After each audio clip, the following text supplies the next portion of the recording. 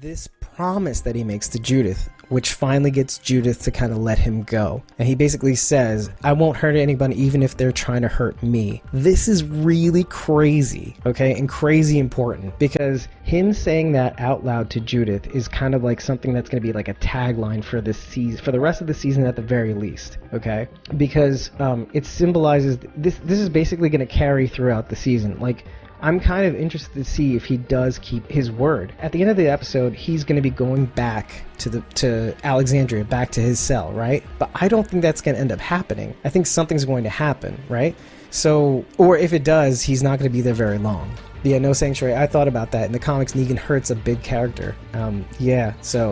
But that's the thing. He's going to be basically put to the test when it comes to this idea. So it sounds like a lot of you don't think he's going to keep his promise. Yeah, exactly. Does that include the Whisperers? And it may be that he kind of skirts by on his charm alone. I'm just very...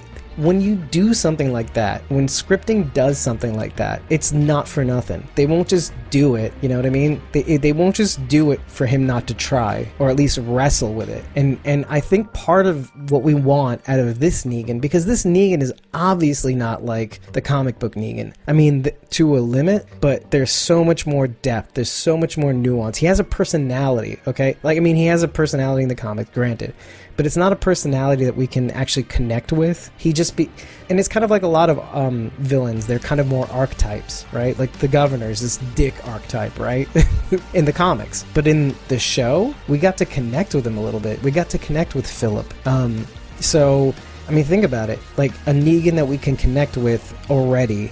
We can see him wrestle with that personality already, and now we have an anchor, like a moral anchor, to kind of set us up for the rest of Negan for the rest of this Whisperers arc. And you're already seeing that struggle sort of take place in the Sanctuary. You know, he's trying to get back to his old life, but he just can't get there. It's kind of like he's got it's like Negan erectile dysfunction. He just can't get there. There's nothing for him to really go on, you know, not even Big Richie, which I'll talk about in a few.